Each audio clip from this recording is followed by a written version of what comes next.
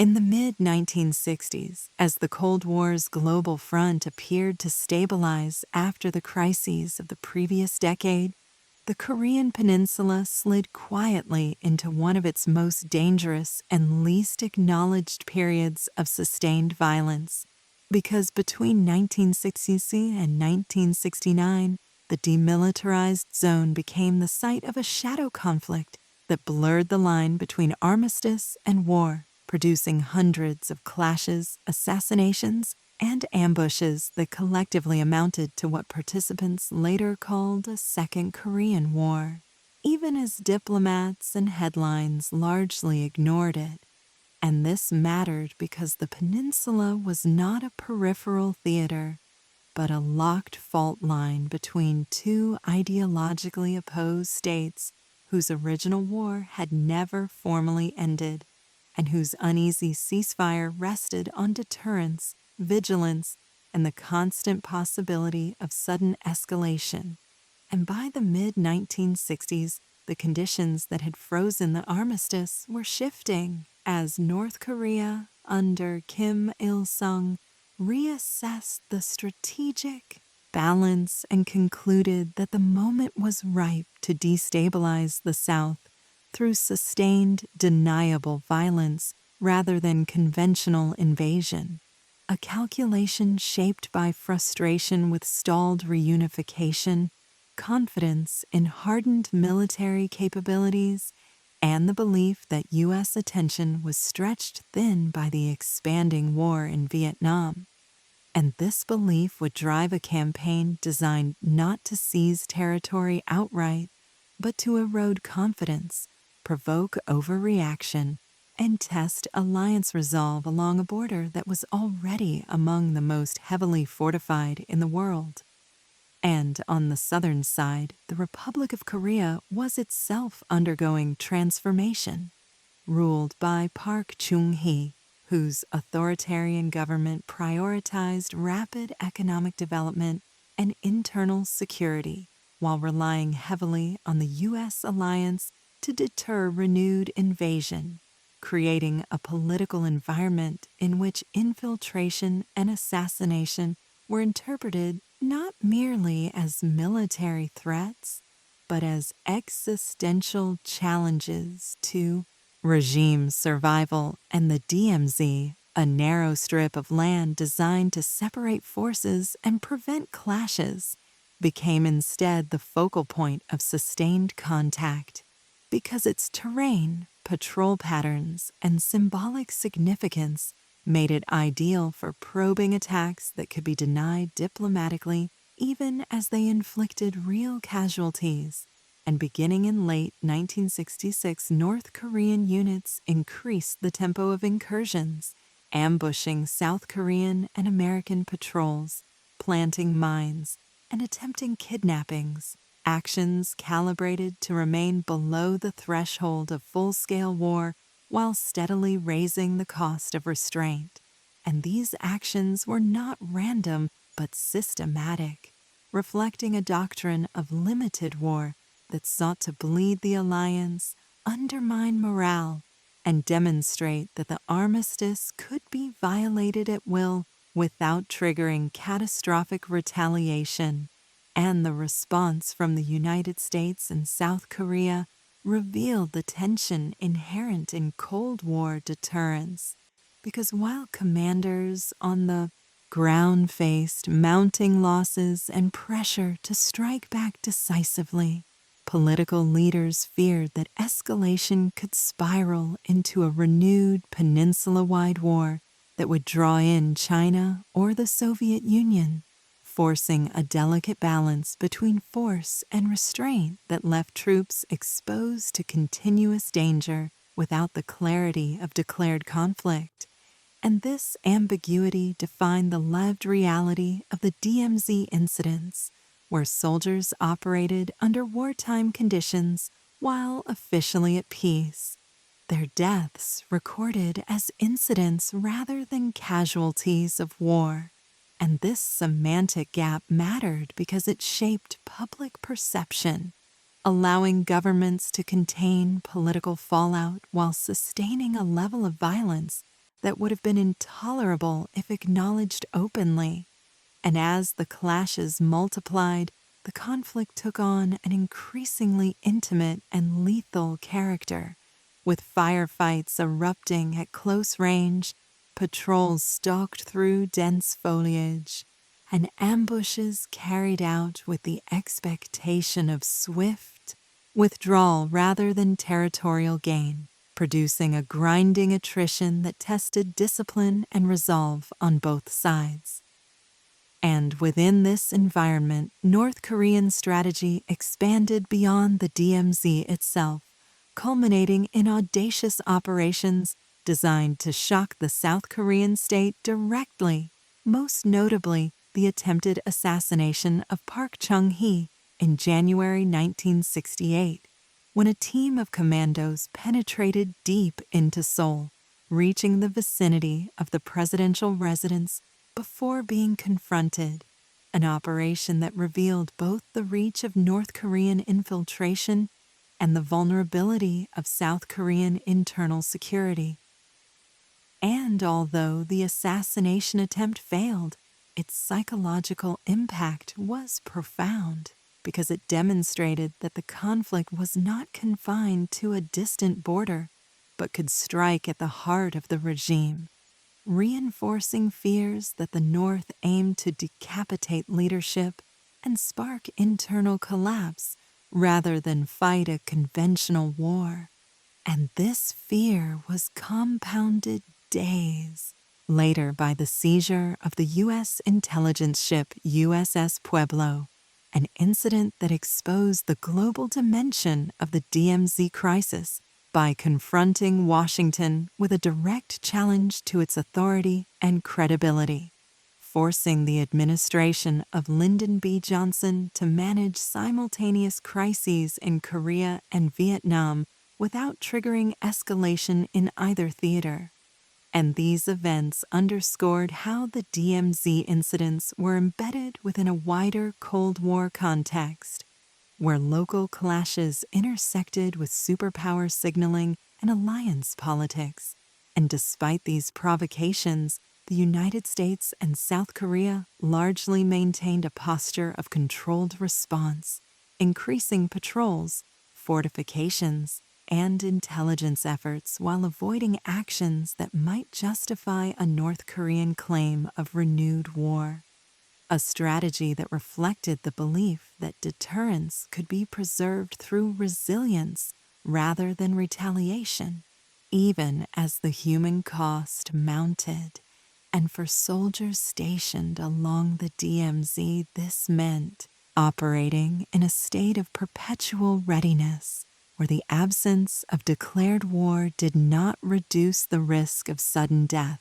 And this disconnect between official peace and operational reality defined the period's psychological toll, because it demanded vigilance without closure and sacrifice without acknowledgement. And as the incidents continued through 1967 and 1968, the peninsula existed in a condition of suspended escalation, where each clash carried the potential to unravel the armistice, yet each was absorbed into a pattern of managed violence that both sides learned to navigate.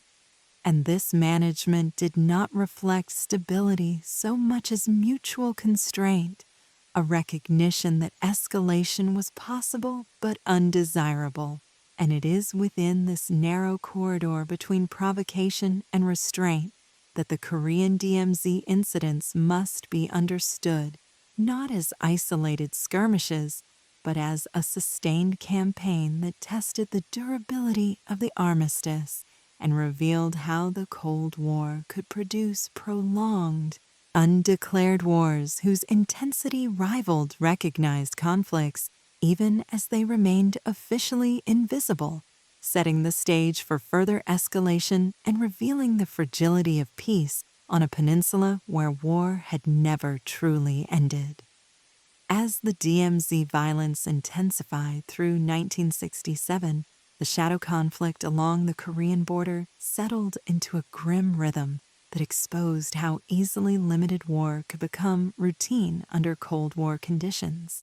because North Korean units refine their tactics to maximize pressure without provoking full retaliation, conducting night infiltrations, sniper attacks, and coordinated ambushes that targeted patrols with precision before slipping back across the line. And this mattered because it demonstrated a calculated effort to normalize violence while denying escalation, forcing South Korean and American forces to absorb losses without the political clarity that accompanies declared war. And on the southern side, the response evolved into a doctrine of heightened vigilance and containment. As patrols were reinforced, rules of engagement adjusted, and the DMZ itself transformed into an increasingly lethal environment saturated with mines, sensors, and fortified positions. Yet these measures could not eliminate vulnerability because the terrain favored infiltration and the attackers enjoyed the initiative, choosing when and where to strike. And this imbalance contributed to mounting casualties that strained morale and tested the credibility of the armistice.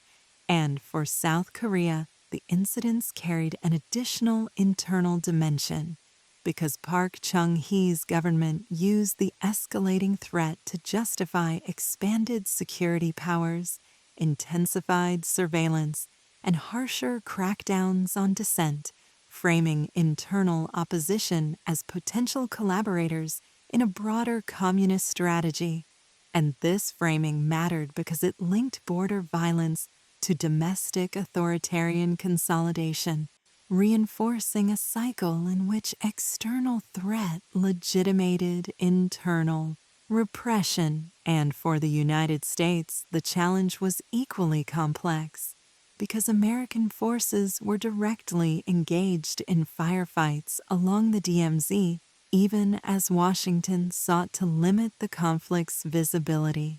mindful that public acknowledgement of a second war in Korea would complicate an already divisive struggle in Vietnam. And this desire for containment shaped policy decisions that prioritized deterrence through presence rather than retaliation, reinforcing the logic that restraint could prevent escalation even at the cost of continued casualties. And this logic was tested repeatedly as ambushes grew more sophisticated, culminating in incidents where entire patrols were wiped out, underscoring how thin the line was between controlled confrontation and uncontrolled war. And the persistence of these clashes revealed a deeper strategic calculation on the part of North Korea, which viewed sustained pressure as a means of probing alliance cohesion, assessing whether the United States would remain committed to the peninsula while its resources were stretched elsewhere. And each restrained response reinforced the perception that escalation could be managed,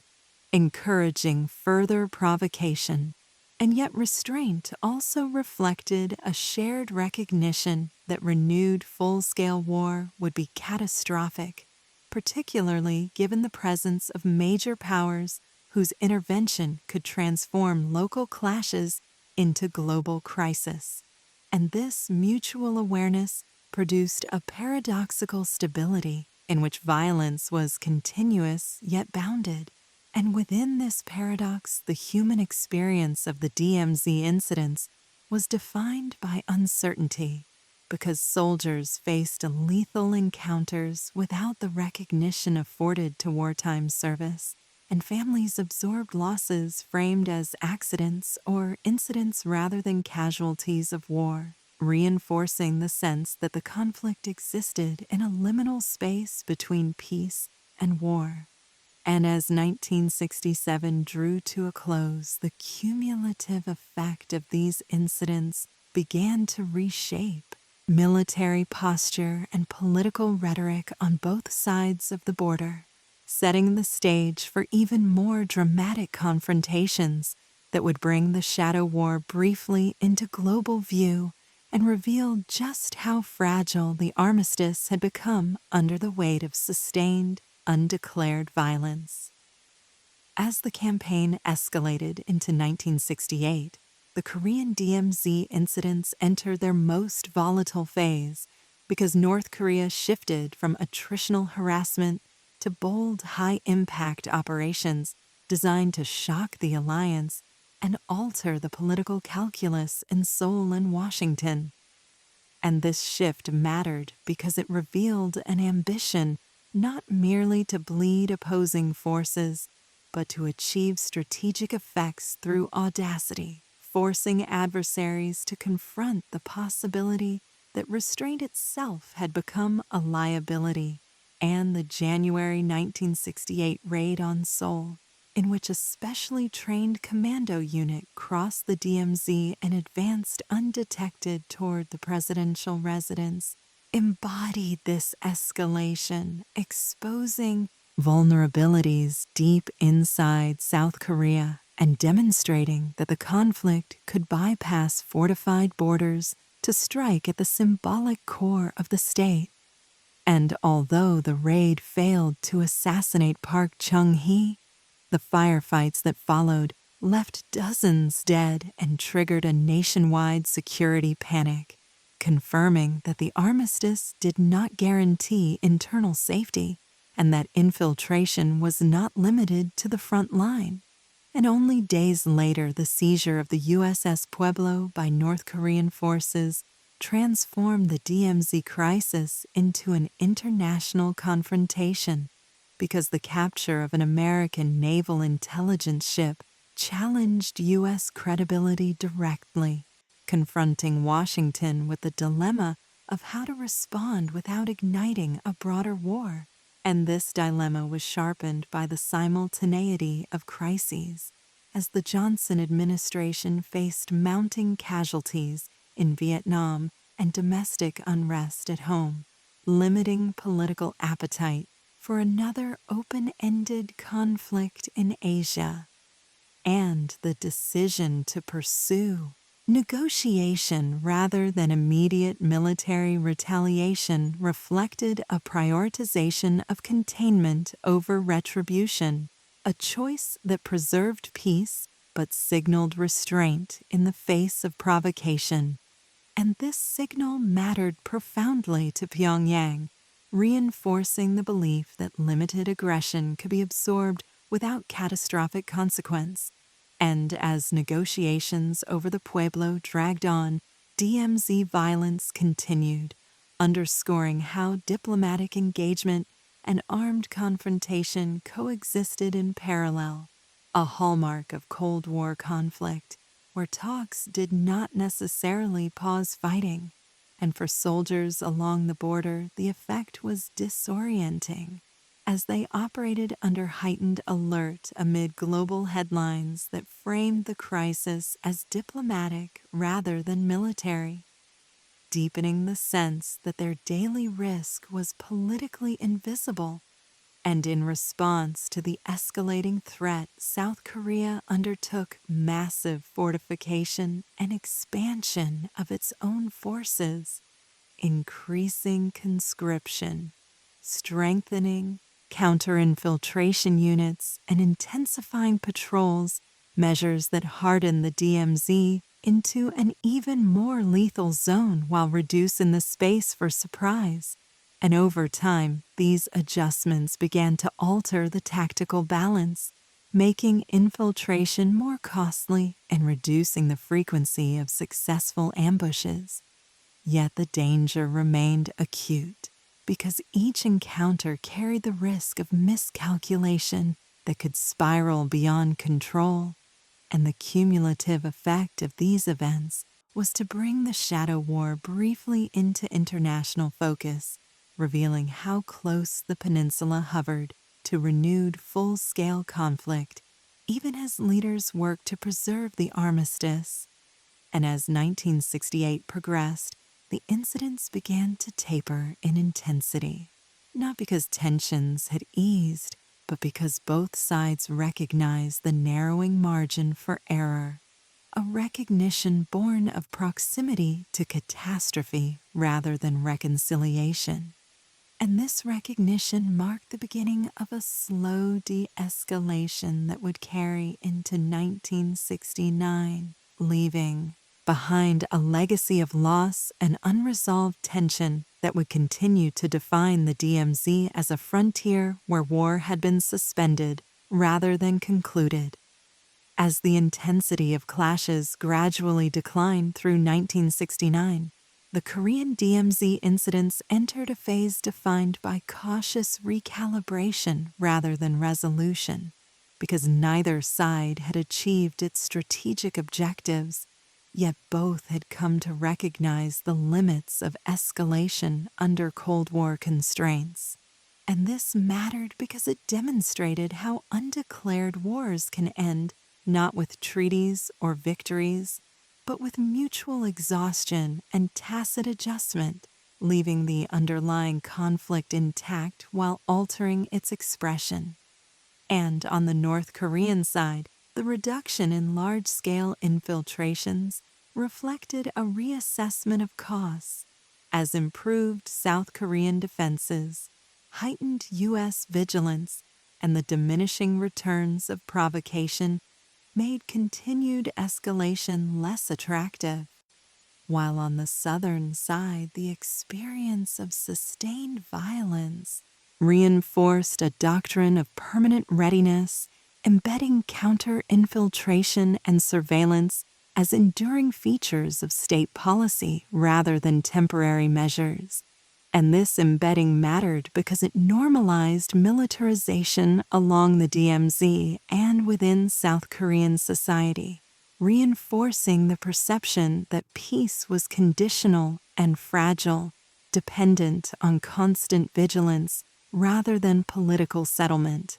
And for the United States, the tapering of incidents eased immediate pressure without resolving strategic ambiguity, because American forces remained exposed to lethal encounters even as Washington sought to reduce visible commitments elsewhere in Asia, highlighting the contradiction between global retrenchment and regional obligation. And this contradiction shaped policy debates about burden sharing, alliance management, and deterrence that would continue long after the incident subsided. And at the operational level, the lessons of the DMZ clashes were absorbed into doctrine. As both U.S. and South Korean forces refined patrol tactics, intelligence sharing, and rapid response capabilities, transforming the DMZ into a heavily monitored environment where surprise became increasingly difficult but never impossible. And this transformation reduced the frequency of successful North Korean attacks while raising the stakes of any future incident, because greater firepower and tighter rules increased the risk that a single clash could escalate rapidly. And for soldiers who had served during the period, the end of the incidents brought no sense of closure,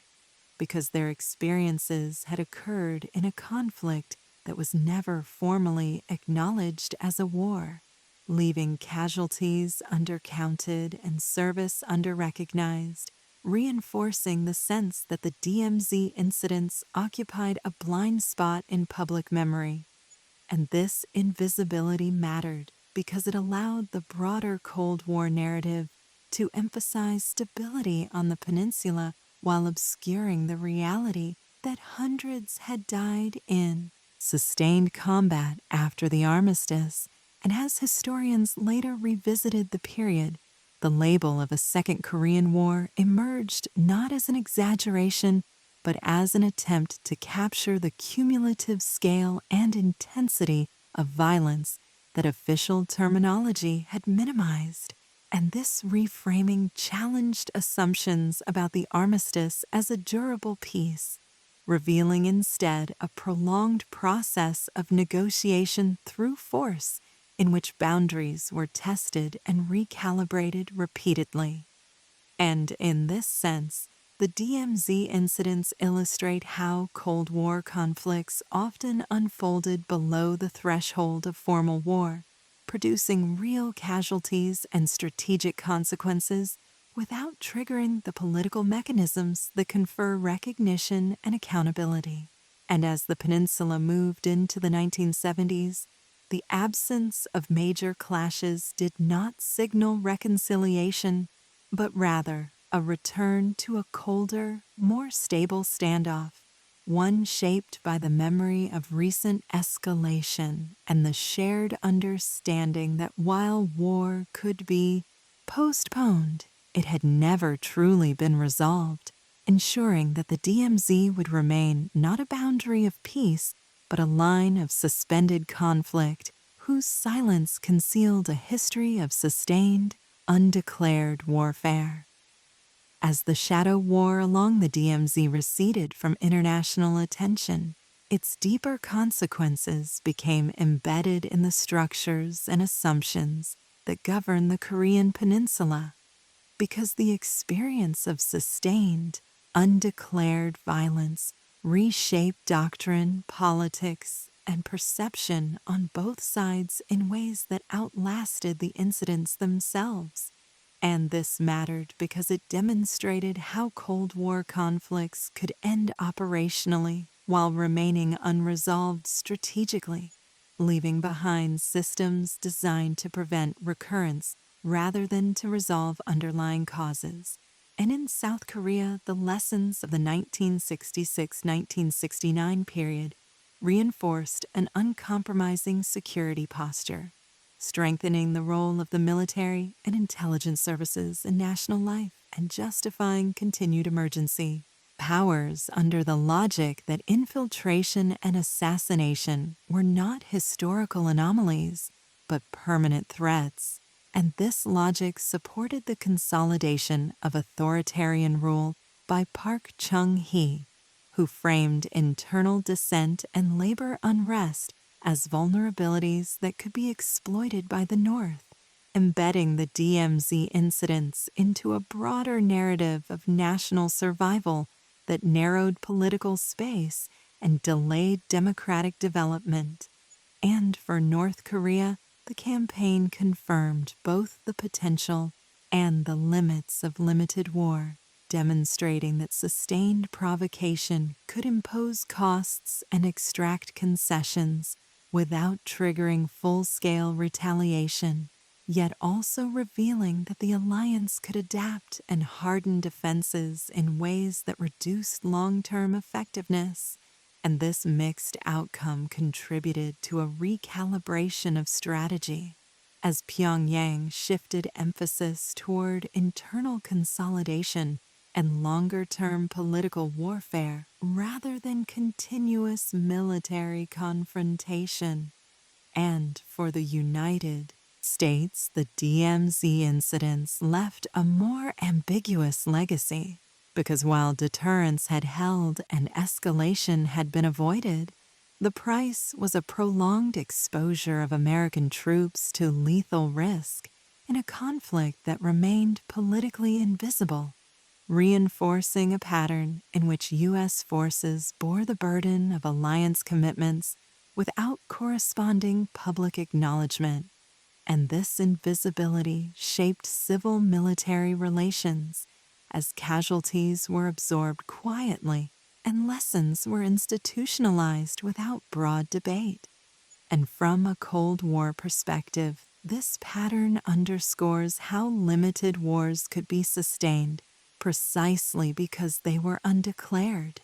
allowing governments to manage risk and perception while avoiding the political costs of mobilization or negotiation.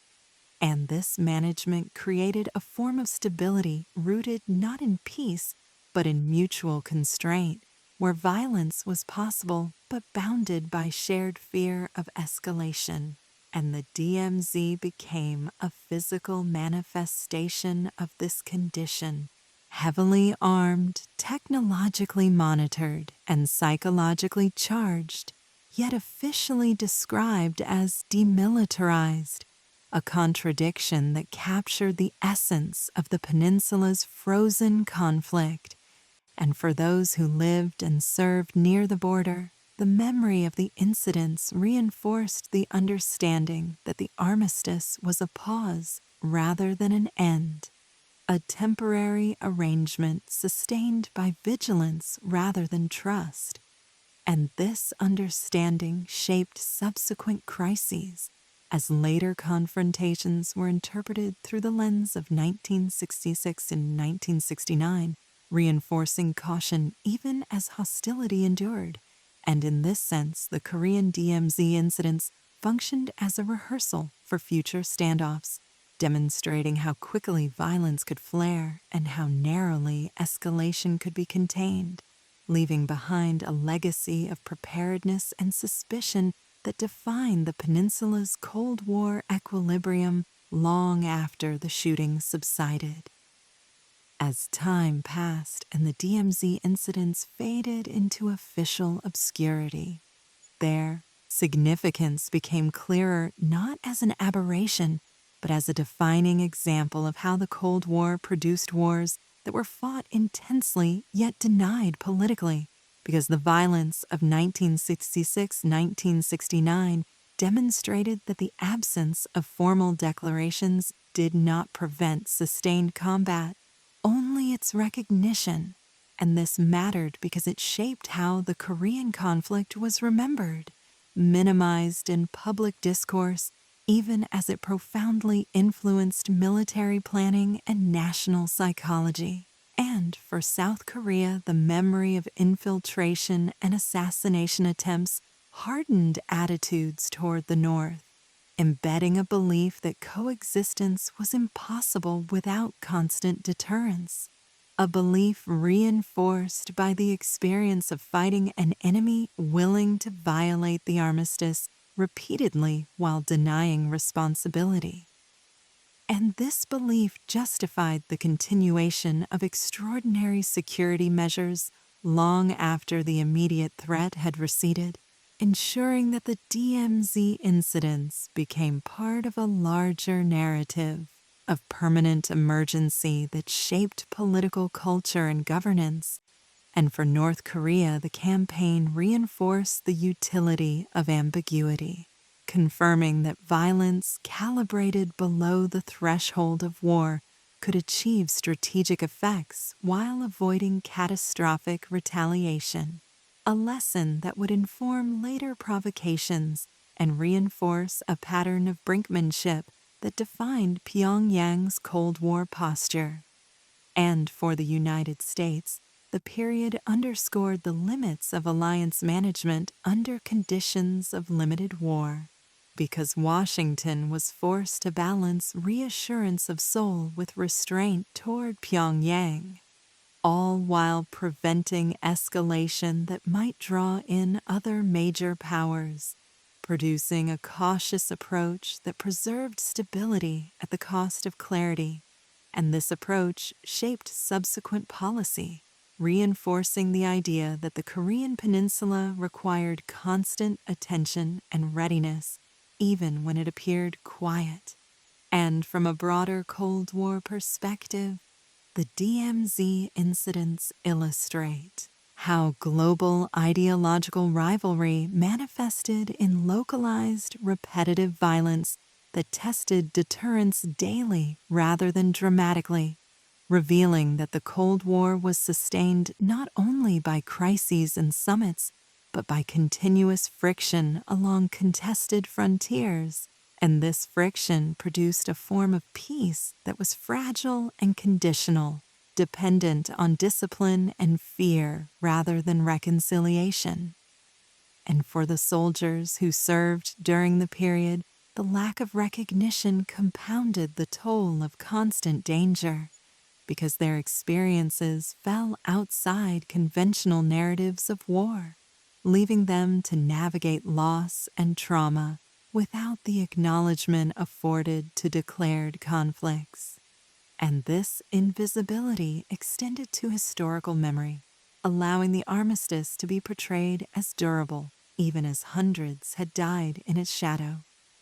And as historians reassessed the era, the DMZ incidents emerged as evidence that the Korean War had not truly ended in 1953, but had entered a new phase, one characterized by probes, reprisals, and restraint rather than mass mobilization. And this reframing challenges simplistic notions of post-war stability, revealing instead a peninsula locked in a cycle of suspended conflict where violence could flare without resolution. And in this sense, the Korean DMZ incidents stand as a reminder that Cold War peace was often maintained not by the absence of war, but by its careful management, a condition that preserved deterrence while exacting a steady human cost, and whose legacy continues to shape one of the world's most dangerous borders. As the Cold War moved into the 1970s and the DMZ returned to a quieter but no less tense equilibrium, the legacy of the 1966-1969 incidents revealed how profoundly a short period of undeclared violence could reshape a frozen conflict, because the lessons drawn by all parties hardened assumptions that would govern behavior for decades, locking the peninsula into a cycle where deterrence relied on constant readiness and the acceptance of perpetual risk rather than political progress. And this mattered because it meant that the armistice evolved into an operational doctrine rather than a step toward peace, with rules, patrol patterns, and response thresholds shaped by the memory of infiltration and assassination rather than by trust or reconciliation. And in South Korea, the experience reinforced a national security identity built around vigilance, where military service, border defense, and internal surveillance were framed as civic duties essential to survival, embedding the DMZ incidents into the collective memory as proof that war could return without warning. And this identity shaped education, media, and political rhetoric, ensuring that even as economic development accelerated, the sense of existential threat remained a constant undercurrent. And for North Korea, the period validated a strategy of calibrated provocation that would be refined rather than abandoned, demonstrating that limited violence could extract concessions, command attention, and reinforce internal narratives of resistance without inviting annihilation. And this validation contributed to a pattern of episodic escalation, followed by negotiation or quiet retrenchment that became a hallmark of Pyongyang's Cold War behavior. And for the United States, the incidents reinforced a cautious approach to escalation management, privileging alliance cohesion and crisis control over decisive confrontation, a posture shaped by the recognition that any misstep on the peninsula carried global implications, particularly given the involvement of China and the Soviet Union. And this recognition constrained policy options, producing a form of strategic patience that accepted friction as the price of stability. And from a wider Cold War perspective, the DMZ incidents illustrate how frontline conflicts could stabilize not through resolution, but through mutual learning, as adversaries adjusted tactics and expectations until a new equilibrium emerged, one that reduced the likelihood of large-scale war while institutionalizing low-level hostility. And this institutionalization mattered because it normalized the idea that peace could coexist with regular violence, redefining what stability meant in divided regions. And for those who lived with the consequences, the end of the incidents brought no closure because the border remained lethal and the memory of sudden escalation lingered, shaping attitudes toward diplomacy and reinforcing skepticism about the permanence of calm. And this skepticism continues to inform contemporary perceptions of the DMZ,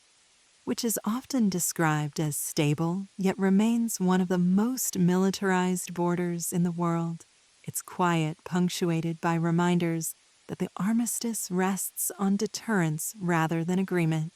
And in this sense, the Korean DMZ incidents of 1966-1969 stand as a critical chapter in Cold War history,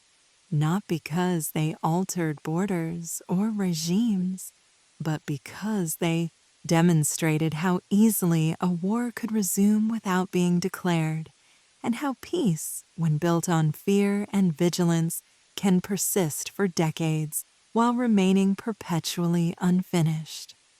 As historical reflection widened, the Korean DMZ incidents came to be recognized as a defining demonstration of how Cold War conflicts could persist indefinitely through managed violence rather than decisive confrontation, because the period showed that armistices did not freeze hostility so much as regulate it,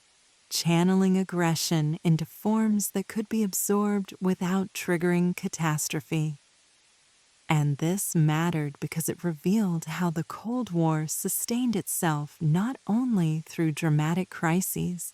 but through continuous low-intensity clashes that trained institutions, hardened attitudes, and normalized the expectation of sudden death along contested borders and on the Korean Peninsula. This normalization reshaped both military culture and political imagination, embedding the belief that peace was conditional and temporary, dependent on vigilance rather than trust. And for South Korea, this belief reinforced the legitimacy of a security-first state, where economic growth and modernization were pursued alongside the acceptance of extraordinary military readiness as a permanent necessity. And this coexistence of development and danger became a defining feature of the country's Cold War experience. While for North Korea, the incidents reinforced an identity built around resistance and vigilance, sustaining a narrative of siege that justified continued militarization and internal control, even as open war was avoided. And for the United States, the DMZ clashes illustrated the burdens of alliance management in a divided region, because American forces were required to deter escalation daily without provoking it, absorbing losses quietly while preserving a public image of stability, a task that demanded restraint and discipline rather than victory. And from a broader perspective, these incidents illuminate the mechanics of Cold War deterrence at the tactical level, where doctrine was tested not in nuclear standoffs, but in patrol routes, rules of engagement, and split-second decisions made by soldiers operating under ambiguity. And this tactical dimension matters because it reveals how the Cold War was lived rather than theorized, experienced through repeated exposure to risk rather than through singular moments of crisis. And as the DMZ incidents receded into memory, their invisibility became part of their legacy, because the absence of formal recognition allowed the armistice to be portrayed as durable while concealing the reality that violence had continued for years after 1953. And this concealment shaped public understanding, minimizing the human cost of maintaining deterrence and obscuring the extent to which peace had been enforced rather than achieved. And in this sense, the DMZ incidents stand as a corrective to narratives that treat the Korean War as a closed chapter, revealing instead a continuum of conflict that persisted through adaptation rather than resolution.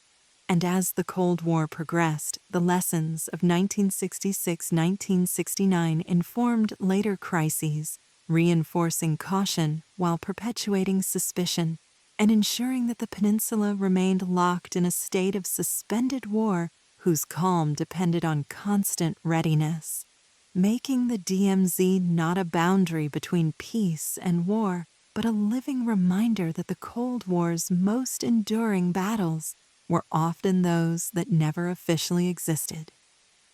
In closing, the Korean DMZ incidents of 1966-1969 stand as one of the Cold War's most revealing yet least acknowledged confrontations, because they show how a war can continue in substance even when it is denied in name, sustained through ambushes, assassinations, and calculated restraint rather than declarations or offensives. And what makes this period so significant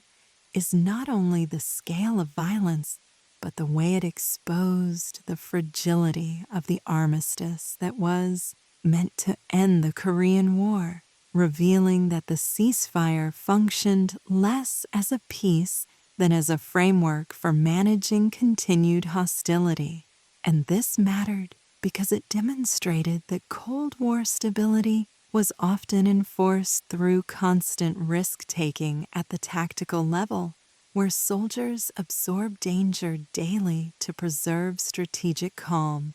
And for South Korea, the incidents reinforced a national security identity rooted in vigilance, embedding the lesson that deterrence could not be relaxed without inviting catastrophe, a belief that justified prolonged militarization and internal control while shaping political culture for decades. And for North Korea, the campaign validated the use of limited, deniable violence as a strategic tool, confirming that provocation below the threshold of war could impose costs, command attention, and reinforce internal legitimacy without triggering annihilation. A lesson that would echo through later confrontations on the peninsula. And for the United States, the DMZ incidents revealed the burden of alliance leadership under Cold War conditions, where credibility had to be defended without escalation, and restraint became as critical as force, requiring acceptance of losses in the service of broader stability. And this acceptance underscored a central paradox of the Cold War, that peace was often maintained not by the absence of violence, but by its careful containment.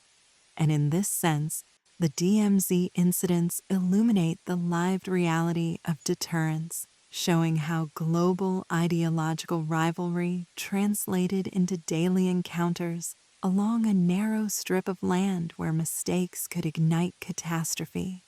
and yet were absorbed through discipline and fear of escalation.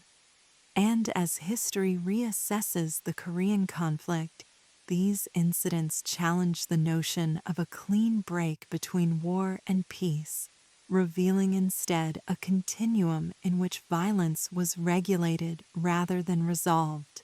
And the armistice endured not because hostility disappeared, but because it was managed. And it is this management, sustained through sacrifice without recognition, that defines the true legacy of the Korean DMZ incidents, marking them as a second, undeclared war whose quiet intensity shaped one of the world's most dangerous frontiers and stands as a reminder that in the Cold War, some of the most consequential conflicts were those that officially never happened.